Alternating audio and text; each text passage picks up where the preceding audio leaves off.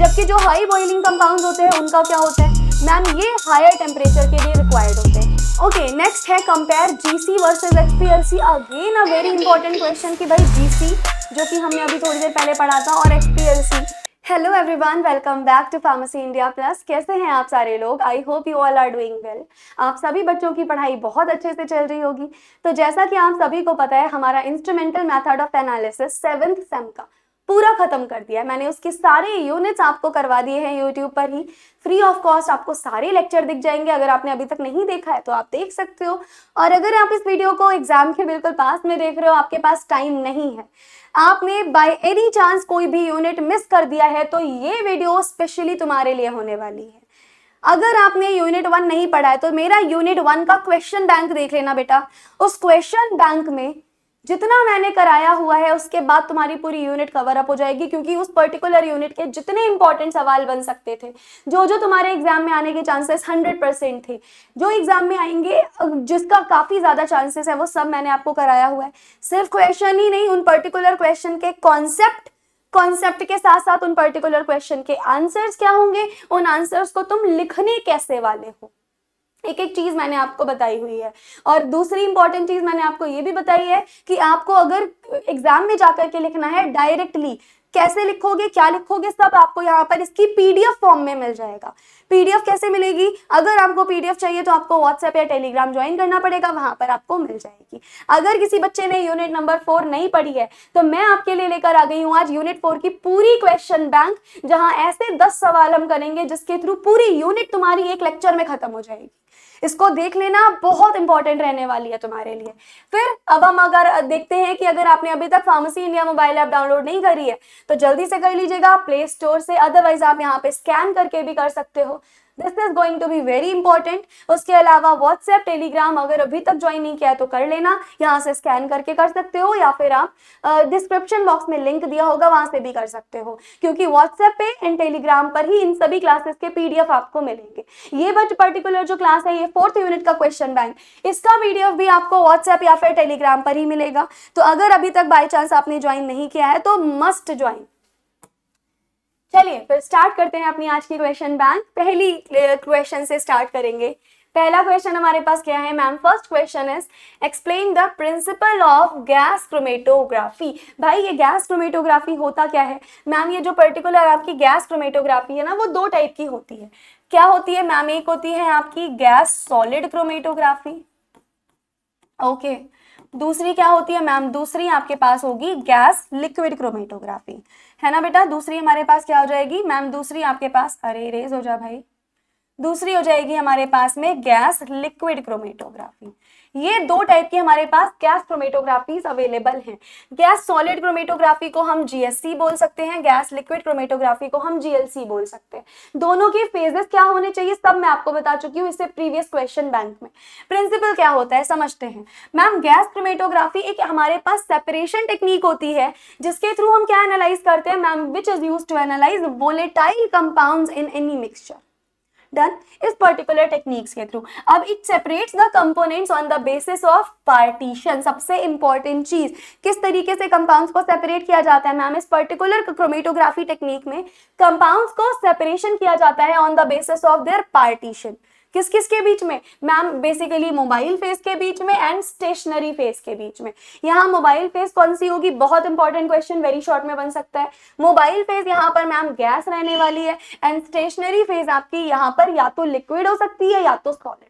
बहुत अच्छे से देखिएगा, अगर गैस सॉलिड क्रोमेटोग्राफी के बारे में बात कर रहे हैं तो मोबाइल फेज यहाँ पर रहेगी गैस और स्टेशनरी फेज यहाँ पर रहेगी सॉलिड, ठीक है। अगर हम गैस लिक्विड क्रोमेटोग्राफी के बारे में बात कर रहे हैं, फिर से सुन लेना, मोबाइल फेज यहाँ भी बेटा गैस ही रहेगी लेकिन स्टेशनरी फेज बदल जाएगी। स्टेशनरी फेज यहाँ पर क्या होगी मैम? स्टेशनरी फेज यहाँ पर होगी अपनी लिक्विड। तो ये दोनों इंपॉर्टेंट चीजें हैं, ये आपको याद रखनी है। नाउ प्रिंसिपल क्या है इस गैस क्रोमेटोग्राफी का मैम? प्रिंसिपल जरूर बता दीजिएगा। Gas chromatography works on the basis of partition, यानी ये किस प्रिंसिपल पे काम करती है मैम? ये पार्टीशन प्रिंसिपल पे काम करती है। याद करो हमने एक और क्रोमेटोग्राफी टेक्निक पढ़ी थी, पेपर क्रोमेटोग्राफी। वो जो पेपर क्रोमेटोग्राफी थी ना, वो भी पार्टीशन प्रिंसिपल पे ही काम कर रही थी। तो बहुत अच्छे से याद रखिएगा कि ये जो पर्टिकुलर हमारी गैस क्रोमेटोग्राफी है ना बेटा, it works on the partition principle. यहाँ होगा क्या ma'am, distribution of compounds takes place between two phases. कौन कौन सी दो फेजेस, एक तो स्टेशनरी फेज और दूसरी हमारी मोबाइल फेज। इनके बीच में कंपाउंड्स का डिस्ट्रीब्यूशन हमें देखने को मिलता है। मोबाइल फेज क्या होती है मैम, ये बता दीजिएगा, बहुत इंपॉर्टेंट चीजें हैं ये। इनर्ट गैस हो सकती है कोई भी, जैसे कि आपका हीलियम हो गया, नियॉन हो गया, हाइड्रोजन हो गया, नाइट्रोजन हो गया। It carries the sample through the column. अगर आप स्टेशनरी फेज के बारे में बात करोगे तो स्टेशनरी फेज क्या होती है, बहुत इंपॉर्टेंट है। स्टेशनरी फेज यहाँ पर मैम हमारी लिक्विड फॉर्म में भी हो सकती है या सॉलिड फॉर्म में भी। जीएलसी यानी गैस लिक्विड में, ये लिक्विड फॉर्म में होगी। जीएससी यानी गैस सॉलिड में, ये सॉलिड फॉर्म में होगी। Done, and it is coated inside the material, inside the column. उसके अलावा नेक्स्ट क्वेश्चन पे अब हम डिस्कस करते हैं, explain the importance of the temperature programming along with the methodology of GC। यानी ये सवाल अगर तुम्हारा आया तो बेटा लॉन्ग में एज इट इज देखने को मिल सकता है। यहाँ एक ही साथ दो बड़े बड़े सवाल पूछे हैं। पहला सवाल तो ये आपसे पूछा है कि टेम्परेचर प्रोग्रामिंग क्या है, यानी सबसे पहले तो तुमको यहाँ पे क्या एक्सप्लेन करना है, यहाँ पे आपको टेम्परेचर प्रोग्रामिंग एक्सप्लेन करनी है, पूरी proper temperature programming. And then ma'am temperature programming के साथ साथ हमें यहाँ पे अपनी जीसी का, गैस क्रोमेटोग्राफी का प्रॉपर मेथड एक्सप्लेन करना है, यानी जो जीसी होती है ना वो पर्टिकुलरली किस मेथड पे बेस्ड होती है, वो सारी चीजें एक्सप्लेन करनी है। शुरू करते हैं सबसे पहले तो हम टेम्परेचर प्रोग्रामिंग से। गैस क्रोमेटोग्राफी में बेटा टेम्परेचर जो है it affects the separation and analysis time of components in a sample. ये बहुत इंपॉर्टेंट चीज है। दूसरी चीज, for mixtures with compounds of varying boiling points a constant oven temperature may not give good separation, यानी ये कंटिन्यूसली हमें very करता हुआ लेना चाहिए। एंड इसके एप्लीकेशंस क्या होंगे ma'am, a lot of applications are there. For example सबसे पहला तो it improves separation of compounds, यानी कंपाउंड्स के सेपरेशन को इंप्रूव करता है। जैसे low boiling compounds elute quickly at a low temperature, यानी ऐसे कंपाउंड्स जो बहुत ही लो बॉइलिंग है, ये बहुत जल्दी जल्दी क्या हो जाएंगे मैम, इल्यूट हो जाएंगे और बहुत ही कम टेम्परेचर पर इनका इल्यूशन हो जाएगा। जबकि जो हाई बॉइलिंग कंपाउंड्स होते हैं उनका क्या होता है मैम, ये हायर टेम्परेचर के लिए रिक्वायर्ड होते हैं, इनको हायर टेम्परेचर ही चाहिए होता है और बेसिकली हायर टेम्परेचर पर ये इल्यूट हो जाते हैं। अगर ग्रेजुअली इंक्रीजिंग द टेम्परेचर, हम धीरे धीरे अपना टेम्परेचर अगर बढ़ाते जा रहे हैं तो इसकी वजह से सेपरेशन हमारा और अच्छा हो जाएगा और रेजोल्यूशन के साथ हमारा सेपरेशन होगा। इसके अलावा better peak shape and resolution, peak shape हमारी और बेटर होती है, रेजोल्यूशन और ज्यादा स्ट्रॉन्ग होता है। तो it prevents from peak telling या फिर ब्रॉडनिंग। दो प्रॉब्लम्स आती है पीक के साथ में, peak telling and peak broadening, दोनों से ये प्रिवेंशन का काम करेगा। Gives sharper well defined peaks in the chromatogram, काफी अच्छी रिजोल्व्ड पीक हमें यहाँ से रिसीव होंगी। नेक्स्ट अगर हम बात करेंगे यहाँ पर कि इनके मेथडोलॉजीज क्या होती है, तो चलो मेथडोलॉजीज पे भी डिस्कशन करते हैं। मेथडोलॉजीज का तुमसे इंडिविजुअल सवाल भी पूछा जा सकता है, तो इसको ध्यान से समझना। सबसे पहले हम क्या करेंगे मैम, सैंपल को इंजेक्ट करना होता है। हमने पहले सैंपल लिया, देन क्या करेंगे, सैंपल को आप पर्टिकुलरली इंजेक्ट करने का काम करोगे। तो द सैंपल, अब ये सैंपल जो आप लोगे वो लिक्विड भी होता है और गैस भी हो सकता है। इसको इंजेक्ट किया जाएगा किसके हेल्प से मैम, सिरिंज से। माइक्रो सिरिंज होता है जिसको इंजेक्ट पोर्ट में डाल के सैंपल को इंजेक्ट किया जाता है, सैंपल का इंजेक्शन होता है। Then it is instantly vaporised due to high temperature, क्योंकि टेम्परेचर यहाँ क्या होगा मैम, बहुत ज्यादा हाई होगा। हाई टेम्परेचर की वजह से ये क्या हो जाता है मैम, बहुत इजीली, जैसे ही आपने कॉलम के अंदर उसको डाला, सॉरी जैसे ही आपने सैंपल इंजेक्शन के अंदर डाला, इंजेक्ट पोर्ट किया, तुरंत आपका क्या हो जाएगा मैम, वेपराइजेशन होने लगेगा, बहुत क्विकली वेपराइज्ड हो जाएगा। नेक्स्ट आप देखिए मोबाइल फेज। मोबाइल फेज में अभी अभी मैंने बताया था कैरियर गैसेस अवेलेबल होंगी, जैसे कि हीलियम हो गया, nitrogen, hydrogen. It carries the vaporised sample, उस सैंपल को जो यहाँ पे वेपराइज हो चुका है already, through the column. Column कैसा होता है मैम, ये बता दीजिएगा। देखो कॉलम जो होगा आपका लॉन्ग होगा, नैरो ट्यूब होगा, यानी कुछ इस तरीके से। कुछ इस तरीके से आपका लॉन्ग नैरो ट्यूब होता है पूरा कॉलम, जो कि most of the time glass का ही बना हुआ होगा आपका। इसको कोट किया जाता है स्टेशनरी फेज के साथ। अब ये जो स्टेशनरी फेज आप लोगे वो यहाँ पर लिक्विड भी हो सकती है, सॉलिड भी, पूरा प्रॉपर हम स्टेशनरी फेज के साथ इसका क्या कर देंगे, आप कोटिंग करवा दोगे। उसके बाद में मैम उसके बाद हमारे पास होता है सेपरेशन। अब ये कैसे होगा, inside the column components interact with the stationary phase. Column के अंदर जो भी कंपोनेंट होंगे, क्योंकि कॉलम तो कोट हो चुका है स्टेशनरी फेज के साथ, तो जो भी इसके कंपोनेंट्स होंगे वो स्टेशनरी फेज के साथ क्या करेंगे मैम, रिएक्ट करेंगे। इनका रिएक्शन होगा स्टेशनरी फेज के साथ and based on their affinity and boiling point, फिर ये अपनी एफिनिटी और बॉइलिंग पॉइंट के हिसाब से इल्यूट होंगे। जिनकी एफिनिटी बहुत कम होगी, लोअर बॉइलिंग पॉइंट होगा, उनका इल्यूशन धीरे धीरे होगा। जिनकी एफिनिटी ज्यादा होगी, हायर बॉइलिंग पॉइंट होगा, उनका इल्यूशन काफी जल्दी हो जाएगा। तो ये जो इल्यूशन होगा वो दो चीजों पे बेस्ड होता है, पहला एफिनिटी, दूसरा इनका बॉइलिंग पॉइंट। इस तरीके से हमारे पास ये 4 स्टेप हो गए, पहले सैंपल इंजेक्शन, दूसरा मोबाइल फेज यानी करियर कैसी होनी चाहिए, तीसरा कॉलम कैसा लेंगे, एंड चौथा हम सेपरेशन कैसे करेंगे। उसके बाद में क्या होगा मैम, उसके बाद अगला स्टेप हमारे पास आएगा डिटेक्शन। फाइनली डिटेक्शन कैसे करने वाले हैं मैम, ये बताइएगा, सुनिए। Each compound exist the column, क्योंकि सारे कंपाउंड्स हैं हमारे कॉलम में, इनको डिटेक्ट किया जाता है किसी ना किसी डिटेक्टर के हेल्प से, and this is going to be very important. तुमसे ये सवाल कई बार पूछा जाएगा कि ये जो डिटेक्टर तुम लोगे वो कौन से होंगे। ये सवाल तुमसे वेरी शॉर्ट में बन सकता है कि बताना जरा कौन से डिटेक्टर आप यहाँ लेने वाले हो। तो याद रखना FID ले सकते हो, which is a flame ionisation detector, it works very best here. सबसे बढ़िया प्रॉपर डिटेक्टर अगर यहाँ पे कोई है तो ये FID ही होगा, फ्लेम आयनाइजेशन डिटेक्टर। ये डिटेक्टर जो है वो जनरेट करता है एक सिग्नल को, जिसको एक पीक के रूप में क्रोमेटोग्राम में हम फर्दर रिकॉर्ड कर लेंगे। डेटा आउटपुट का क्या सीन है मैम बताइएगा। The chromatogram shows peak, her component के लिए क्रोमेटोग्राम क्या दिखाएगा, एक ना एक पीक दिखाएगा, and the area under the peak, जैसे कि ये हमारे पास पीक है और इस पीक के अंडर का ये जो एरिया है ये उसके कंसंट्रेशन के डायरेक्टली प्रोपोर्शनल है। यहाँ पे लिख देना, area under the peak, different peaks होंगी, उनके अंडर का एरिया जो होगा वो डिफरेंट होगा, and it is directly proportional to the what ma'am, concentration.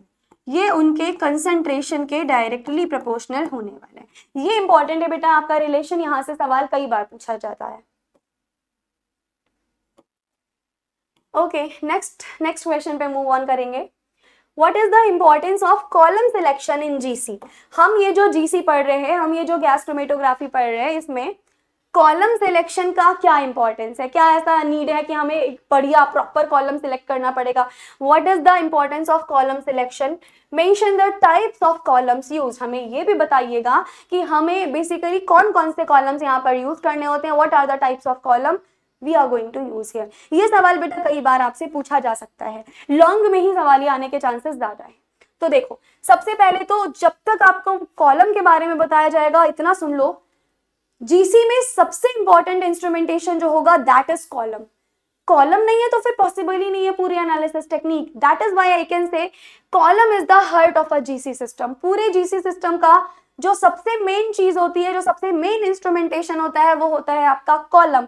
और इसी वजह से कॉलम का सिलेक्शन सबसे ज्यादा इंपॉर्टेंट रोल प्ले करता है अंडर द होल जीसी। देखो क्या होता है यहाँ पर, the choice of column directly affects the separation, यानी हम क्या कॉलम लेने वाले हैं ये डायरेक्टली सेपरेशन पे डिपेंड करेगा। ढंग का कॉलम लोगे आप तो सेपरेशन आपको बहुत बेटर मिलेगा, बढ़िया रिजल्ट सेपरेशन आपको मिलेगा। लेकिन वहीं हमने अगर कॉलम लेने में थोड़ी गलती कर दी तो हमारा जो रिजल्ट होगा सेपरेशन का वो बिल्कुल अप्रोप्रिएट नहीं मिलने वाला। तो अगर जो हमारा कॉलम की चॉइस है, it directly affects separation, resolution and the analysis of the method. तो सबसे इंपॉर्टेंट चीज तो आपने ये लिख दी। दूसरी चीज इंपॉर्टेंस क्या है राइट कॉलम सेलेक्ट करने की, मैम ये रही हमारी कुछ इंपॉर्टेंस, जैसे better separation of components, components जितने बेटर सेपरेट होंगे उतना बेटर हमें रिजल्ट मिलेगा। Improved resolution and peak shape, जितना अच्छा रेजोल्यूशन होगा उतना अच्छा स्पेक्ट्रा होगा, उतनी अच्छी हमारे पास पीक्स आएंगी और उतनी अच्छी पीक्स की शेप आएगी। रेड्यूसेस एनालिसिस टाइम, एनालिसिस में जो हमारा वेस्ट हो जाता है टाइम वो कम होगा, बहुत ही मिनिमल से टाइम में हमारा पूरा एनालिसिस कंप्लीट हो जाएगा। कंपैटिबिलिटी विद एनालाइट, एनालाइट के साथ और ज्यादा कंपैटिबिलिटी आएगी। And thermal stability and durability. तो ये तो हमारे पास कुछ ऐसे पॉइंट्स हो गए जिनकी वजह से हम अपने कॉलम को बेस्ट सिलेक्ट करते हैं। उसके बाद उसके बाद मैम ये जो हमारे पास कॉलम्स होते हैं ना, इनको दो टर्म्स में क्लासिफाई किया जा सकता है। कौन कौन से दो टर्म, यहाँ से तुम्हारा क्वेश्चन वेरी वेरी इंपॉर्टेंट हो जाता है, बहुत ध्यान से समझना। अपने कॉलम को हम दो पार्ट्स में बहुत इजीली क्लासिफाई करेंगे। कौन कौन से दो पार्ट्स? पहला पार्ट होता है मैम हमारे पास packed column. Now what is packed column? सबसे पहले इसका स्ट्रक्चर क्या होता है मैम? ये स्टेनलेस स्टील का या फिर ग्लास ट्यूब का बना होता है, जिसके अंदर कोटिंग होती है।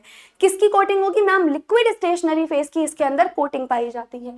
डायमेंशंस क्या होती है मैम? ये बहुत ज्यादा बड़ा नहीं होता, लेंथ में छोटा होता है, लाइक 1 से 3 मीटर के बीच में होगा। डायमीटर इसका 2 to 4 mm के बीच का हो जाता है। एंड अगर इसका यूज देखोगे तो आप एक पुरानी टाइप की टेक्नोलॉजी में इसका काफी ज्यादा यूज किया जाता है। या फिर अगर पैक्ड कॉलम के बारे में बात करूं तो it is a wide classical technology which is used for gases and the different types of sample mixtures. ठीक है, उसके अलावा मैम इस पैक्ड कॉलम के एडवांटेजेस क्या होते हैं, थोड़े से बताइएगा। इसके एडवांटेज पहला तो ये है कि ये बहुत ही सस्ता मिलता है, बहुत एक्सपेंसिव नहीं होता, एंड ड्यूरेबल होता है, इसकी ड्यूरेबिलिटी काफी अच्छी होती है। दूसरी चीज, it can handle larger sample volumes. ऐसा नहीं है कि बहुत ही स्मॉलर सैंपल वॉल्यूम, नहीं, यहाँ लार्जर सैंपल वॉल्यूम को बहुत अच्छे तरीके से एनालाइज किया जाता है। अब कुछ बेटा इसके डिसएडवांटेजेस भी हैं, जैसे ma'am it is having a lower efficiency and resolution compare to capillary column. दूसरा कॉलम होगा कैपिलरी कॉलम, उसके कंपैरिजन, क्योंकि ओल्ड क्लासिकल मेथड भी है, इसकी जो रेजोल्यूशन होता है और इसकी जो एफिशिएंसी होती है वो काफी कम होती है। तो ये इसमें एक थोड़ा सा ड्रॉबैक है। दूसरे कॉलम के बारे में बात करेंगे मैम। अगर आप दूसरे कॉलम के बारे में बात करते हो तो नेक्स्ट कॉलम आपके पास में आता है हमारे पास कैपिलरी कॉलम। अब कैपिलरी कॉलम को हम ओपन ट्यूबुलर कॉलम्स भी बोल सकते हैं, दोनों नाम से जान सकते हैं। ये न्यू मेथड है, न्यू टेक्नोलॉजी पे बेस्ड है, क्लासिकल नहीं है ये। सबसे पहले इसका स्ट्रक्चर, वो वाला हमारे पास मेथड जो था वो क्लोज्ड कॉलम मैम, ये छोटा सा होता था कॉलम, बहुत बड़ा नहीं होता था। लेकिन ये वाला जो है वो लॉन्ग नैरो ट्यूब आते हैं, लॉन्ग नैरो कॉलम्स आपको देखने को मिलेगा, विच कंटेन स्टेशनरी फेस, जो कि इनर वॉल पे इनके स्टेशनरी फेस कोटेड होती है। डायमेंशन की बात करें तो ये 15 से 60 मीटर लंबा होता है। इसकी ये नैरो, बहुत ही ज्यादा नैरो होता है, लगभग इतना इसका इंटरनल डायमीटर। टाइप्स बहुत इंपॉर्टेंट है, यहाँ से वेरी शॉर्ट में सवाल आने के पूरे चांसेस हैं। तुमसे पूछा जा सकता है कि ओपन टेबुलर कॉलम कितने प्रकार के होते हैं, दो टाइप, कौन कौन से, लिखो। ये तुमसे वेरी शॉर्ट में बन सकता है। तो सबसे पहले आ गया आपका W cot, that is wall coated open tubular. दूसरा S cot, that is support coated open tubular. ये दो हमारे बन सकते हैं, W cot, S cot, wall coated open tubular, SCOT यानी सपोर्ट कोटेड ओपन टेबुलर। होते क्या है, डब्ल्यू कॉट जो होता है thin film of liquid stationary phase रहती है वॉल्स पे, इसमें सपोर्ट मटेरियल जो है वो स्टेशनरी फेस के साथ कोटेड है। दोनों इंपॉर्टेंट है, दोनों ओपन टैबुलर के अंडर आते हैं। And fused silica columns most commonly use इन्हीं को किया जाता है, काफी फ्लेक्सिबल होते हैं। पॉलीइमाइड की कोटिंग है, तुमसे सवाल पूछा जा सकता है इनमें कोटिंग किसकी होती है, बहुत अच्छे से याद रखना, पॉलीइमाइड कोटिंग के साथ पाए जाते हैं। ये लाइन इंपॉर्टेंट है इसकी। यूजेस बता दीजिए मैम। इसका यूज मॉडर्न जीसी सिस्टम्स में किया जाता है, जैसे अभी अभी मैंने बताया मॉडर्न टेक्निक है, ओल्ड क्लासिकल बिल्कुल नहीं है। आजकल जितने भी मॉडर्न जीसी सिस्टम्स आते हैं वहां हम इसी कॉलम का यूज करते हैं। ट्रेस एनालिसिस के लिए भी काफी ज्यादा इंपॉर्टेंट है, यूजफुल है, इजीली एनालाइज कर लेता है। एडवांटेज ये है कि हाई एफिनिटी होती है, हाई एफिशिएंसी होती है, सेंसिटिविटी उसके कंपैरिजन में बहुत ज्यादा है। Better separation and faster analysis, उसके कंपैरिजन में और भी ज्यादा फास्टर एनालिसिस हमें देगा। एक दो डिसएडवांटेजेस भी हैं कि ये फ्रेजाइल होता है, एक्सपेंसिव बहुत ज्यादा होता है। तो ज्यादातर जो हमारे कॉलेजेस होते हैं वहां ये नहीं पाया जाता, वहां हम क्लासिकल मेथड ही यूज करते हैं, कंपैरेटिवली चीप होता है वो। तो ये थोड़ा सा ज्यादा फ्रेजाइल है एंड एक्सपेंसिव है, ये इसका बस ड्रॉबैक होता है, बाकी रिजल्ट में कोई ड्रॉबैक देखने को हमें नहीं मिलता। ओके, नेक्स्ट क्वेश्चन हमारे पास है short note. Right a short note on derivatization of GC. ये क्वेश्चन आपके लिए कई बार रिपीट हो चुका है और अब तक ये कई बार सवाल रिपीट हो भी चुका है, तो ये पर्टिकुलर क्वेश्चन है, इंपॉर्टेंट डाल लो। इनफैक्ट ये पूरे 10 के 10 सवाल जो मैं तुम्हें आज करवाऊंगी सब बहुत इंपॉर्टेंट है। ये वाला पर्टिकुलर टॉपिक भी हमारा काफी ज्यादा इंपॉर्टेंट है। समझते हैं क्या है ये। मैम जीसी में डेरिवेटाइजेशन क्या होता है बता दीजिएगा जरा। Derivatization in GC is a chemical process, एक प्रकार का केमिकल प्रोसेस होता है जिसकी वजह से ma'am we use to modify a compound in order to make it more suitable for GC analysis. हम अपने कंपाउंड को जीसी एनालिसिस करने के लिए या जीसी में एनालाइज करने के लिए और भी ज्यादा सुटेबल बनाते हैं इस पर्टिकुलर मेथड के थ्रू। तो मॉडिफिकेशन होता है बेसिकली एक तरीके का कंपाउंड्स का। यहाँ पर many compounds, specially those compounds जिनमें पोलर फंक्शनल ग्रुप्स पाए जाते हैं। कौन से मैम पोलर फंक्शनल ग्रुप? जैसे आपका हाइड्रोक्सिल पाया गया, कार्बोक्सिलिक पाया गया, अमीन पाया गया, या फिर ये आइदर नॉन वोलेटाइल या थर्मली अनस्टेबल हो सकते हैं। इनको डायरेक्टली जीसी के थ्रू हम कभी भी एनालाइज नहीं कर सकते। Derivatization helps by converting these compounds. कैसे कन्वर्ट कर देता है मैम? इन सभी कंपाउंड्स को और भी ज्यादा वोलेटाइल बना देता है, थर्मली स्टेबल बना देता है एंड बहुत ज्यादा डिटेक्टेबल डेरिवेटिव्स में फॉर्म कर देगा। And it also improves the peak shape and the resolution by reducing telling. Peaks में अगर टेलिंग हो जाएगी या ब्रॉडनिंग हो जाएगी तो पीक हमारी उतनी बेटर नहीं रहती। तो पीक्स में जो ब्रॉडनिंग की प्रॉब्लम होती है, जो टेलिंग की प्रॉब्लम होती है, उसको डेरिवेटाइजेशन से काफी हद तक हम कम कर सकते हैं। Common types of derivatization reactions, जैसे कि मैम जैसे सिलाइलेशन हो गया, ये रिएक्शन बहुत इंपॉर्टेंट है, इसको स्टार मार्क कर लेना, सवाल यहाँ से बन सकता है। सिलाइलेशन, असाइलेशन, अल्काइलेशन, ये बहुत इंपॉर्टेंट है। जैसे ही अगर हम सिलाइलेशन कर रहे हैं उसमें हम डिफरेंट टाइप के रिएजेंट यूज कर सकते हैं। ये रहे हमारे रिएजेंट BSTFA एंड हमारे पास MSTFA। इसमें हाइड्रोजन को रिप्लेस कर दिया जाता है किसी ट्राई मिथाइल सिलाइल ग्रुप के साथ, यानी सिलिकॉन के साथ साथ 3 मिथाइल ऐड होते हैं। और ये वाला जो ग्रुप है बेटा वो काफी ज्यादा बल्की ग्रुप होता है, जिसकी वजह से वोलेटिलिटी काफी ज्यादा आपकी इंक्रीज हो जाएगी। And derivatization is widely applied in pharmaceutical analysis. A lot of applications are there for the detection and the quantification of non-volatile substances. Non-volatile substances such as amino acids हो गया, such as sugars, steroids and drug metabolites. इन सभी के detection के लिए ये काफी ज्यादा useful होता है। तो these are further हमारे पास प्रोसीजर हो गया किसके अंडर? डेरिवेटाइजेशन के अंदर। तो ये आपका शॉर्ट नोट हो गया इन द डेरिवेटाइजेशन। इसके अंदर जो जो भी मैंने हाईलाइट करवाया वो सब तुम्हारा शॉर्ट नोट बन सकता है। तो ये इंपॉर्टेंट है, आई होप तुम्हें समझ में आया होगा। अगले क्वेश्चन पे मूव करते हैं। नेक्स्ट क्वेश्चन हमारे पास क्या है मैम? नेक्स्ट क्वेश्चन है explain the mobile and stationary phases uses in HPLC। What is HPLC?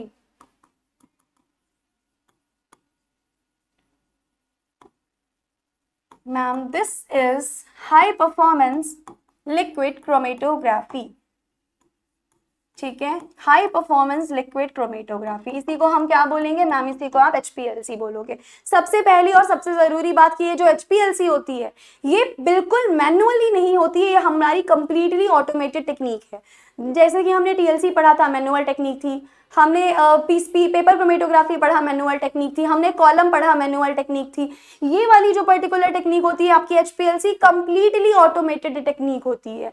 इस वजह से ये काफी वाइडली आजकल यूज की जाने लगी है। पहली बात तो यहाँ पे एरर होने की संभावना 0% होती है, एरर हमें मिलते नहीं है। दूसरी इंपॉर्टेंट चीज क्या होती है मैम? ये बहुत कम टाइम में, क्योंकि ऑटोमेटेड है भाई, मैनुअली तो है नहीं, बहुत कम टाइम में आपको रिजल्ट देने की कैपेसिटी रखती है। तो ये काफी ज्यादा यूज किया जाता है। अब हमने पूछा है कि मोबाइल एंड स्टेशनरी फेज यहाँ क्या होंगे, आओ सुनते हैं। सबसे पहले डिस्कस करते हैं कि मोबाइल फेज क्या होगा। अच्छा, मोबाइल फेज वही अपनी मूविंग फेज को कहते हैं। ये लिक्विड सॉल्वेंट होता है जो कॉलम के अंदर फ्लो होता जाता है, जो सैंपल के साथ कंटेन होता है। ये हमारे पास जो मोबाइल फेज है ना बेटा, वो आपके पास पोलर भी हो सकता है as well as non polar भी हो सकता है, depending on the type of HPLC कि HPLC किस टाइप का है उसके बेसिस पर it could be polar as well as non polar. कोई डिफरेंस यहाँ पर नहीं है। देख लेते हैं कौन कौन से हम कॉमन सॉल्वेंट्स का यूज करेंगे। अगर हम पोलर ले रहे हैं तो यहाँ पे बेटा आपका वाटर यूज हो सकता है, मीथेनॉल वाटर यूज हो सकता है, मिथेनॉल यूज हो सकता है, आपका एसीटोनाइट्राइल भी यूज हो सकता है। नॉन पोलर अगर आप ले रहे हो तो आपका हेक्सेन यूज हो जाएगा, और ये काफी कम कॉमन होता है, ज्यादातर हम इसका यूज नहीं करते। नेक्स्ट, अगर देखो यहाँ पर भी हमारे पास दो तरीके की क्रोमेटोग्राफी होती है, normal phase chromatography and reverse phase chromatography. ये सारी चीजें होंगी नॉर्मल फेज क्रोमेटोग्राफी के साथ। मैं लिख देती हूँ, ये सारी चीजें थी जब हम देखेंगे नॉर्मल फेज क्रोमेटोग्राफी। लेकिन अगर हमारे पास आ जाता है रिवर्स फेज क्रोमेटोग्राफी, जहां पर फेजेस आपस में बदल जाती हैं, रिवर्स फेज क्रोमेटोग्राफी, तो रिवर्स फेज HPLC जिसको शॉर्ट में RP-HPLC भी बोल सकते हैं। मोबाइल फेज यूजुअली हमारे पास मिक्सचर होती है, किसका मैम? मिक्सचर ऑफ वाटर, जैसे कि या फिर बफर ले सकते हैं, या फिर मेनी ऑर्गेनिक सॉल्वेंट्स जैसे कि आपका मिथेनॉल हो गया, एसीटोनाइट्राइल हो गया। Must be filtered and degassed to remove particles and air bubbles. कभी कभी ऐसा हो जाता है कि सॉल्वेंट में एयर बबल्स आ जाते हैं, जैसे कि आपने कभी देखा होगा, आपने कोल्ड ड्रिंक खोली, उसमें बबल्स दिखने लगते हैं आपको, है ना, तुरंत खोलते ही। इसको बेसिकली अगर हम ऐसे कोई सॉल्वेंट को डाल देंगे जिसमें ऑलरेडी एयर बबल प्रेजेंट है, हमें कभी भी अपना एक्यूरेट रिजल्ट नहीं मिल पाएगा। तो इसको हटाना पड़ता है, और इसको हटाने के इस प्रोसेस को हम डीगैसिंग भी बोल सकते हैं। तो डीगैसिंग करके ही आप इनको अप्लाई करोगे। Plays a key role in controlling retention time and resolution. यहाँ पे रिटेंशन टाइम एंड रेजोल्यूशन भी काफी हद तक इसके थ्रू कंट्रोल हो सकता है। तो that is all about the mobile phase. अभी हम डिस्कस कर लेते हैं कि मैम यहाँ स्टेशनरी फेज का क्या सीन होगा। चलो जी, स्टेशनरी फेज के बारे में डिस्कस कर लेते हैं। तो स्टेशनरी फेज एक ऐसा मटेरियल होता है जिसकी कोटिंग करी जाती है कॉलम के अंदर, यानी ये बेसिकली कॉलम के अंदर हमारे पास फिक्स्ड होता है, इसकी कोटिंग हमने कॉलम के अंदर कर रखी है। यूजुअली सिलिका पार्टिकल्स का बना होता है which is coated with various functional groups. जैसे कि मैम अगर आप नॉर्मल फेज HPLC के बारे में बात कर रहे हो तो जो आपकी स्टेशनरी फेज होगी वो पोलर होने वाली है। For example plain silica. अगर आप रिवर्स फेज HPLC की बात कर रहे हो जो सबसे ज्यादा कॉमन होती है, यहाँ आपकी स्टेशनरी फेज नॉन पोलर होती है, जैसे कि आपका C18 ऑक्टाडेकाइल हो सकता है, या फिर C8 ऑक्टाइल हो सकता है, या बॉन्डेड सिलिका ले सकते हो। इन तीनों के नाम आपसे पूछे जा सकते हैं, शॉर्ट में याद रखिएगा। उसके बाद the sample components interact differently with the stationary phase, जिसकी वजह से हमें सेपरेशन पता चल जाता है। Components with stronger interaction with the stationary phase, यानी ऐसे कंपोनेंट्स जो स्टेशनरी फेज के साथ काफी स्ट्रांगली इंटरेक्शन शो कर रहे हैं, वो बहुत धीरे धीरे इल्यूट होंगे। ऐसे कंपाउंड्स जो मोबाइल फेज के साथ अच्छे से इंटरेक्शन शो करें, वो जल्दी जल्दी मोबाइल फेज के साथ निकल जाएंगे और बहुत ही फास्ट क्या हो जाएंगे, इल्यूट हो जाएंगे। तो ये बहुत इंपॉर्टेंट चीजें थी बेटा, बहुत ज्यादा इंपॉर्टेंट चीजें। That's we talk about the stationary phase as well as we had a conversation for the mobile phase. Alright, now we'll move towards the next question, that is, how does temperature programming affect the separation process? हमारे पास GC के under जो temperature programming है वो किस तरीके से separation को affect करने वाली है, how it affects the separation, ये हमारे पास इंपॉर्टेंट क्वेश्चन बनता है। समझिए, सबसे पहले तो it improves separation of compounds with wide boiling points. मतलब लो बॉइलिंग पॉइंट कंपाउंड्स जो होंगे वो बिल्कुल क्विकली इल्यूट हो जाएंगे बहुत ही कम टेम्परेचर्स पे, जबकि हाई बॉइलिंग पॉइंट कंपाउंड को बिल्कुल हाई टेम्परेचर चाहिए होता है, ये लो टेम्परेचर पर कभी इल्यूशन नहीं दिखाएंगे। टेम्परेचर रैंप जैसे जैसे हमें अलाउज करेगा both low and high boiling point compounds to be separated and efficiently in one run. तो इस वजह से हमारा टेम्परेचर रैंप की जरूरत होती है कि एक ही रन में आपका सारा कुछ सेपरेशन आपको दिख जाए। उसके अलावा रिड्यूस एनालिसिस टाइम, ऑब्वियस सी बात है एनालिसिस टाइम यहाँ पर काफी ज्यादा आपका रिड्यूस हो सकता है। देखो, if the temperature is kept constant, यानी अगर हमने आइसोथर्मल रखा है, आइसोथर्मल का मतलब होता है बेटा सेम टेम्परेचर, तो जो हाई बॉइलिंग कंपाउंड्स होंगे उनको तो हाई टेम्परेचर चाहिए होता है, बहुत टाइम लगाएंगे ये इल्यूट होने में।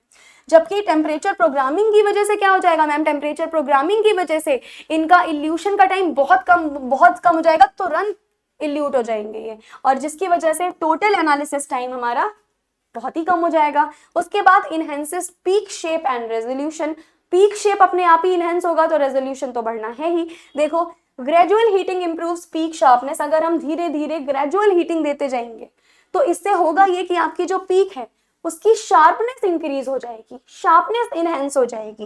And minimise the tailing and broadening, जो दो समस्याएं होती हैं टेलिंग एंड ब्रोडनिंग की, दोनों समस्याएं यहाँ पर खत्म हो जाएंगी। ये बहुत इंपॉर्टेंट हो गया। तो जब हमें टेम्परेचर प्रोग्रामिंग कराना है, सबसे पहले तो पीक शार्प मिलेगी, हमारा इल्यूशन का जो टाइम है वो बहुत ही कम लगेगा, एंड हमारी सेपरेशन जो है वाइड बॉइलिंग पॉइंट के साथ वो भी बहुत ईजी हो जाएगा।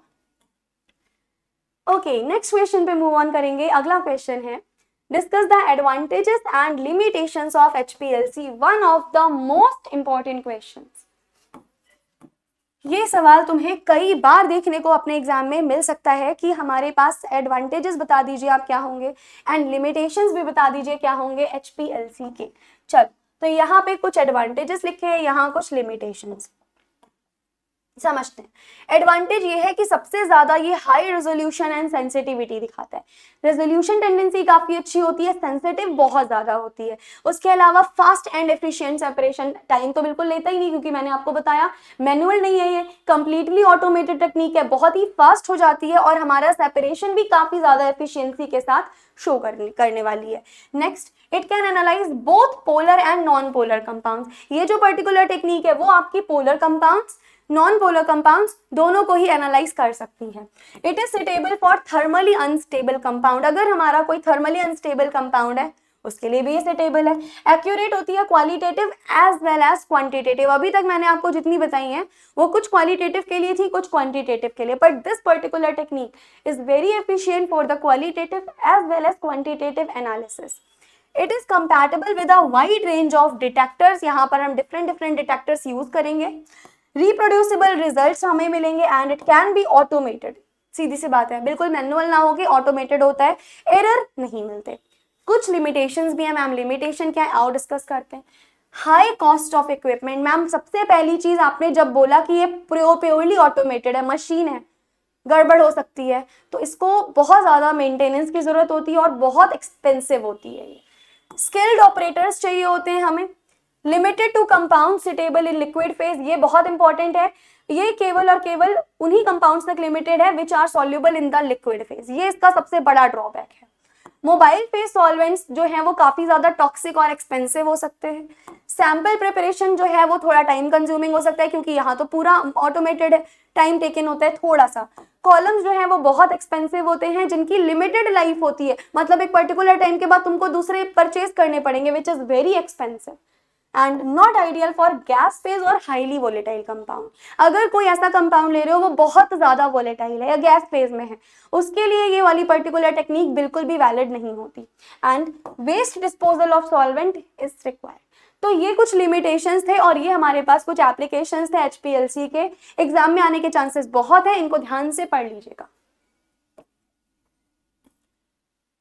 ओके, नेक्स्ट है compare GC versus HPLC. Again a very important question कि भाई जीसी जो कि हमने अभी थोड़ी देर पहले पढ़ा था और एचपीएलसी, इनमें मैम क्या क्या डिफरेंस पाया जाता है ये बताइएगा।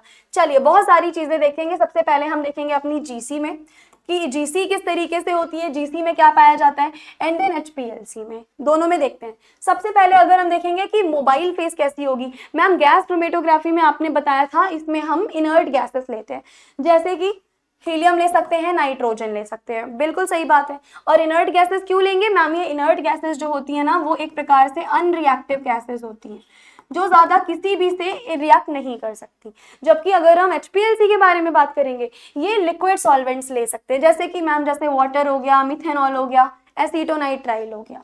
स्टेशनरी फेज मैम यहाँ स्टेशनरी फेज सॉलिड भी आप ले सकते हो, लिक्विड भी ले सकते हो। जबकि एचपीएलसी में सॉलिड हम लेंगे वो it must be silica based and या फिर हमें बेसिकली कोटेड चाहिए या बॉन्डेड चाहिए। नेक्स्ट, सैंपल का टाइप क्या ले सकते हैं, बहुत इंपॉर्टेंट चीज है। इट शुड बी वोलेटाइल और thermally stable compounds in GC, while in HPLC non volatile चल जाएंगे, थर्मली अनस्टेबल भी चल जाएंगे, पोलर कंपाउंड्स भी हम यहाँ पर लेंगे। टेम्परेचर की अगर मैं बात कर रही हूँ तो जीसी में हाई टेम्परेचर चाहिए होता है क्योंकि ये ओवन कंट्रोल्ड होता है, यहाँ डेफिनेटली हाई टेम्परेचर की रिक्वायरमेंट है। जबकि ये परफॉर्म्ड एट एम्बिएंट और स्लाइटली एलिवेटेड टेम्परेचर, यहाँ ऐसा टेम्परेचर का कोई सीन नहीं होगा। डिटेक्शन मेथड्स के बारे में बात करेंगे तो ये बहुत इंपॉर्टेंट पोर्शन है। जीसी के अंदर क्या क्या डिटेक्शन मेथड्स होते हैं मैम, एफआईडी, टीसीडी, ईसीडी, एमएस, जबकि यहाँ पे आप इनको मैम यूवी के अंडर कर सकते हो, फ्लोरेसेंस मेथड ले सकते हो, पीडीए डिटेक्टर्स ले सकते हो, डिफरेंट कुछ भी। एनालिसिस स्पीड वोलेटाइल कंपोनेंट्स के लिए काफी ज्यादा फास्टर होता है, जबकि ये जीसी के कंपैरिजन में थोड़ा सा स्लोअर है, लेकिन कॉम्प्लेक्स सैंपल्स के लिए काफी ज्यादा बेटर रिजल्ट भी देता है। अगर आप रेजोल्यूशन एंड सेंसिटिविटी के बारे में बात करेंगे तो आपका जो जीसी है वो वोलेटाइल एनालाइट के लिए सबसे ज्यादा अच्छा रहेगा, जबकि ये वाइड रेंज, वोलेटाइल से मतलब नहीं है, बहुत सारे कंपाउंड्स के लिए हाई सेंसिटिविटी शो करेगा। कॉलम कैसा लेना है, यहाँ पे मैम दो प्रकार के कॉलम मिलते हैं, कैपिलरी कॉलम, पैक्ड कॉलम, जबकि यहाँ पे मोस्टली हम पैक्ड कॉलम ही लेंगे, कैपिलरी से मतलब नहीं है। सैंपल को कैसे प्रिपेयर करेंगे मैम, सिंपल होता है लेकिन वोलेटाइलिटी चाहिए होती है। जबकि अगर आप इसमें बात करोगे तो इट इन्वॉल्व्स मोर स्टेप, जैसे कि फिल्ट्रेशन हो गया, डेरिवेटाइजेशन हो गया, यहाँ पे थोड़ा कॉम्प्लेक्स रहता है, चीजें मल्टीपल स्टेप्स पे डिपेंड करती हैं। तो this is the difference between GC and HPLC, बहुत इंपॉर्टेंट रहने वाला है। यहाँ से आप इंडिविजुअली जीसी और एचपीएलसी के बारे में भी बहुत अच्छे से पढ़ सकते हो। एग्जाम में आ जाए डायरेक्ट लिख के आना, फुल मार्क्स तुम्हें मिलने वाले हैं, बस थोड़ा सा थ्योरेटिकली लिख देना अपनी लैंग्वेज में। नेक्स्ट क्वेश्चन पे मूव ऑन करते हैं अब हम। नेक्स्ट क्वेश्चन है describe the instrumentation of HPLC. Okay, HPLC का पूरा इंस्ट्रूमेंटेशन बता दीजिए। ये सवाल अगर आया तो बेटा लॉन्ग में ही आएगा और 100% चांसेस हैं सवाल के आने के, 100%। देखते हैं क्या है इस सवाल में। सबसे पहले तो मैम एचपीएलसी जो है बहुत सारे कंपाउंड्स को कंटेन करता है, जिसमें से डिफरेंट कंपाउंड्स कंटेन होकर हमारे डिफरेंट कंपाउंड्स एनालाइज किए जाते हैं, और उन सभी कंपाउंड्स के बारे में हम वन बाय वन स्टडी करने वाले हैं कि इस पर्टिकुलर के अंदर हमारे कौन कौन से कंपाउंड्स बेसिकली अवेलेबल होंगे। सबसे पहले तो सॉल्वेंट रिजर्वायर यानी कि मोबाइल फेस। कैसी होती है ये ma'am, it contains the liquid solvent, सीधी सी बात है। एंड सॉल्वेंट कैसा होना चाहिए, प्योर होना चाहिए, डी गैस। डी गैस मतलब कोई भी उसमें एयर बबल नहीं होनी चाहिए, कोई भी इम्प्योरिटी नहीं होनी चाहिए, for a better separation and for a better result. दूसरी चीज पंप, यहाँ हमें पंप की रिक्वायरमेंट पड़ती है कंट्रोलिंग के लिए, तो it delivers the mobile face at a constant flow rate. एक कांस्टेंट फ्लो रेट से मोबाइल फेस को कॉलम के अंदर डिलीवर करेगा एकदम हाई प्रेशर के साथ, और इस प्रेशर को ही कंट्रोल करने के लिए हमें पंप चाहिए होता है, जिसका हमारे पास प्रेशर कितना होगा मैम, 6000 साई तक का इसका प्रेशर रहता है। बहुत इंपॉर्टेंट पॉइंट है ये। And ensures steady and reproducible solvent through the column. एकदम हमें ये इंश्योरिटी रहनी होती है कि एकदम स्टेडी यानी सेम प्रेशर के साथ जाना चाहिए ये, और रिप्रोड्यूसिबल सॉल्वेंट लेना है हमें। इंजेक्टर का मतलब ma'am it introduces the liquid sample into the mobile phase stream. Inject करने का काम करता है। यूजुअली आप या तो मैनुअल या तो ऑटोमेटिक इंजेक्टर ले सकते हो, कोई सा भी यहाँ पर इंजेक्टर का काम चल जाएगा। नेक्स्ट आता है कॉलम। अक्सर हम पैक्ड कॉलम लेंगे। पैक होते हैं ये लोग स्टेशनरी फेज के साथ, जो कि बेसिकली बॉन्डेड फेज में या सिलिका के साथ कनेक्ट होती है। एंड जो बेसिकली यहाँ पे the site where separation occurs, किस पे बेस्ड होगा मैम, एनालाइट और स्टेशनरी फेज। यानी जो एनालाइट स्टेशनरी फेज के साथ ज्यादा एफिनिटी दिखाएगा वो बहुत धीरे धीरे इल्यूट होगा, जो कम एफिनिटी दिखाएगा वो एकदम जल्दी से इल्यूशन दिखा देगा। तो एफिनिटी पे बेस्ड है। लास्ट आता है अपना डिटेक्टर। डिटेक्टर क्या करेगा मैम, ये कंपाउंड्स को सेपरेट करता है। जो कंपाउंड्स इल्यूट हो चुके हैं, जो कुछ जल्दी हुए होंगे, कुछ देर में इल्यूट हुए होंगे, उनको अलग अलग कंटेनर में कंटेन करेंगे, फिर इनका डिटेक्शन होता है। और ये डिटेक्शन के लिए आप डिफरेंट डिटेक्टर यूज कर सकते हो। बहुत इंपॉर्टेंट है ये पर्टिकुलर लाइन, तुमसे पूछी जा सकती है एग्जाम में, मोस्ट इंपॉर्टेंट लिख लेना इस लाइन पे। ये बेसिकली आपके डिटेक्टर हो सकते हैं। पहला तो UV visible detector, photo diode array जिसको शॉर्ट में पीडीए बोलते हैं, रिफ्रैक्टिव इंडेक्स डिटेक्टर, सबसे कॉमन यही होता है यहाँ पे आरआईडी, एंड लास्ट में आता है फ्लोरेसेंट डिटेक्टर। डिटेक्टर्स बहुत ध्यान से पढ़ लेना, दीज ऑल आर डिटेक्टर्स जिनका आप यूज करने वाले हो, बहुत इंपॉर्टेंट है। ये कुछ इस तरीके से हमारा पूरा का पूरा इंस्ट्रूमेंटेशन होता है एचपीएलसी का। देखो इसमें क्या होगा। सबसे पहले मैम हमारे इंस्ट्रूमेंटेशन में हमें क्या मिला होगा मैम, यहाँ पर आपका सैंपल इंजेक्शन पोर्ट होता है। सैंपल इंजेक्शन पोर्ट में क्या करते हैं मैम, यहाँ इस सैंपल इंजेक्शन पोर्ट में पर्टिकुलरली सैंपल को यहाँ पर इंजेक्ट किया जाता है। यहाँ पर हम क्या करेंगे मैम, इधर पर्टिकुलरली आप सैंपल को इंजेक्ट करोगे। यहाँ पे याद रखिएगा 2 प्रकार के कॉलम यूज किए जाते हैं। सबसे ज्यादा यही सवाल बनता है, कॉलम कौन कौन से यूज किए जाते हैं। 2 types of column you have to use. ये हमारे पास जो कॉलम होगा इसको हम गार्ड कॉलम भी बोलते हैं या प्रोटेक्शन कॉलम भी बोलते हैं। इसको हम बेसिकली मेन कॉलम में कनेक्ट नहीं करते, छोटा भी होता है, कॉलम की हाइट कम होती है। ये वाला जो कॉलम है इसको हम एनालिटिकल कॉलम भी बोल सकते हैं या इसको हम मेन कॉलम भी बोल सकते हैं। देखो कुछ भी चीजें होंगी प्रोटेक्शन के लिए अवेलेबल होता है आपके पास में guard column. Guard column always protect the main analytical column. Analytical column को ही हम सेपरेशन कॉलम भी बोलते हैं, क्योंकि जो मेजर सेपरेशन होने वाला है वो पर्टिकुलरली इसी कॉलम में होने वाला है। इसकी जो लेंथ होती है वो कंपैरेटिवली ज्यादा होती है, इसकी जो लेंथ होगी वो पर्टिकुलरली कम होगी। प्री कॉलम भी बोल सकते हैं इसको, गार्ड कॉलम भी बोल सकते हैं, प्रोटेक्शन कॉलम भी बोलेंगे। ये मेन कॉलम को सेपरेट कर, मेन कॉलम को प्रोटेक्ट करने के लिए होता है। याद रखना इस पर्टिकुलर कॉलम में कभी सेपरेशन नहीं होगा, सेपरेशन हमेशा मेन कॉलम में होगा। इसका यूज केवल और केवल इसकी प्रोटेक्शन के लिए किया जाता है। डन। अब यहाँ पर हमारे पास हाई प्रेशर का पंप भी लगा होता है जो कंटिन्यूअसली प्रेशर को कंट्रोल करेगा। और इसकी रेंज हम कितनी लेंगे मैम, अप टू 6000 साई इस प्रेशर की रेंज होने वाली है। डन। यहाँ पे आपका वैक्यूम जो होगा वो वैक्यूम पंप के साथ में कनेक्टेड होगा। And there are solvent reservoir. Solvent reservoir में क्या होते हैं, सॉल्वेंट्स आर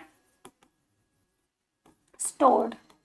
यहाँ सॉल्वेंट रिजर्वायर ग्लास के बॉटल टाइप के होते हैं, ये देखो ग्लास के बीकर टाइप के हैं। इन ग्लास के बीकर में हम अपने सॉल्वेंट को रिजर्व करके रखते हैं, जैसे कि ये मेरे पास एक प्लास्टिक की पानी की बोतल है, इसी के तरीके का हमारा ग्लास का कोई होता है जिसमें हम अपने सॉल्वेंट को यहाँ पर रिजर्व करके रखेंगे ताकि थ्रू आउट द एनालिसिस कभी भी जरूरत हो तो हम यहाँ से अपने सॉल्वेंट का यूज कर सके। इन सॉल्वेंट रिजर्वायर में हमारे सॉल्वेंट है जिनको हम पूरे एनालिसिस के टाइम पे स्टोर करके रखते हैं। एंड यहाँ से बेसिकली हमारे पास दो कॉलम होंगे, सैंपल इंजेक्शन पोर्ट में से सैंपल इंजेक्ट किया जाएगा। इस पर्टिकुलर मेन कॉलम में, जिसे हम एनालिटिकल कॉलम बोलते हैं, सेपरेशन होता है। एंड फाइनली यहाँ से चीजें कहाँ जाती हैं मैम, डिटेक्टर पे जाती हैं। एंड डिटेक्टर हमें क्या देगा मैम, डिटेक्टर हमें फर्दर आंसर अपना दे देगा पीक्स के मीडियम से। ये पूरा इंस्ट्रूमेंटेशन किसका होगा मैम, एचपीएलसी का इंस्ट्रूमेंटेशन। एचपीएलसी का instrumentation is very very important. Okay, next column, next question पे डिस्कशन करते हैं। Explain आइसोक्रेटिक and gradient evolution in HPLC. ये सवाल आपका शॉर्ट में भी बन सकता है एज वेल एज ये आपका लॉन्ग में भी पूछा जा सकता है। एकदम अच्छे से मैं एक्सप्लेन कर देती हूँ, कैसा भी आए तुम करके आ जाओगे। सबसे पहले डिस्कशन करते हैं आइसोक्रेटिक इल्यूशन के बारे में। ये आइसोक्रेटिक इल्यूशन कैसा होता है मैम, मोबाइल फेस कंपोजिशन यहाँ पर एकदम कांस्टेंट रहेगा through out the entire chromatographic. यहाँ पे जैसे कि 70% वाटर एंड 30% मीथेनॉल आप ले सकते हो स्टार्टिंग से एंड तक। सिंपल और इजी होता है ऑपरेट करने में, सुटेबल है बहुत सारे सैंपल्स के लिए जिनकी प्रॉपर्टीज रिटेंशन टाइम सिमिलर होते हैं। डिसएडवांटेजेस भी इसके कुछ कुछ होते हैं, जैसे लॉन्गर एनालिसिस टाइम लगता है अगर कॉम्प्लेक्स मिक्सचर है तो। पुअर सेपरेशन ऑफ कंपोनेंट्स होता है अगर हम डिफरेंट पोलैरिटीज के सैंपल यहाँ ले रहे हैं तो ये कुछ डिसएडवांटेजेस थे। नेक्स्ट अगर हम ग्रेडियंट इल्यूशन देखते हैं तो इसमें क्या होगा, ये तो देखिए मैम आप इजी होता है। मोबाइल फेस कंपोजिशन यहाँ gradually during the run change होता रहता है, यहाँ पे कोई फिक्स नहीं होता। Usually high proportion of polar solvent के साथ, यानी पोलैरिटी ज्यादा लेंगे शुरू में और धीरे धीरे हम किसका प्रोपोर्शन बढ़ाते जाएंगे मैम, लेस पोलर का। यानी स्टार्टिंग में पोलैरिटी ज्यादा होगी, पोलर सॉल्वेंट का कंपोजिशन ज्यादा, धीरे धीरे पोलैरिटी कम करके नॉन पोलर का प्रोपोर्शन बढ़ाते जाएंगे हम। जैसे कि स्टार्टिंग 90% वाटर से करेंगे, वाटर कैसा रहता है मैम, डेफिनेटली पोलर रहेगा। 10% methanol which is also, then उसके बाद में हम क्या कर देंगे, वाटर की 50% कर देंगे और 50% मिथेनॉल। यानी हमने ग्रेजुअली क्या कर दिया मैम, ग्रेजुअली आपने जो पोलैरिटी है उसको कम कर दिया, ग्रेजुअली यहाँ पे पोलैरिटी डिक्रीज हो जाएगी ओवर द टाइम। इसके कुछ एडवांटेजेस सुन लो, जैसे कि better separation of complex mixture. अगर कोई कॉम्प्लेक्स मिक्सचर है उसका सेपरेशन यहाँ से काफी बेटर तरीके से प्रोसीड हो सकता है। एनालिसिस टाइम काफी कम लगता है यहाँ पे। इंप्रूव्ड पीक शेप और रेजोल्यूशन ऑफ कंपोनेंट्स मिलता है वाइड पोलैरिटी डिफरेंस के साथ। दूसरा, इसको हम रिवर्स फेज एचपीएलसी में बहुत ज्यादा यूज करते हैं, इनफैक्ट सबसे ज्यादा इसी को यूज किया जाता है। उसके अलावा फार्मास्यूटिकल्स हो गए, प्रोटीन्स हो गए, कॉम्प्लेक्स नेचुरल प्रोडक्ट्स हो गए, उन सभी में हम इस पर्टिकुलर एनालिसिस का यूज करेंगे। So that is all about the gradient evolution and the आइसोक्रेटिक evolution. और इसी के साथ हमारा ये वाला क्वेश्चन बैंक भी पूरा खत्म होता है। हमने इस पर्टिकुलर यूनिट का भी कंप्लीट क्वेश्चन बैंक कर लिया। मुझे कमेंट में जरूर बताना कि आपको ये कैसा लगा। आई होप तुम्हें मजा आया होगा। पूरी यूनिट मैंने कवर करवाने की कोशिश करी है, तो do let me know in the comment section. मिलते हैं नेक्स्ट यूनिट के क्वेश्चन बैंक के साथ। Thank you and stay tuned.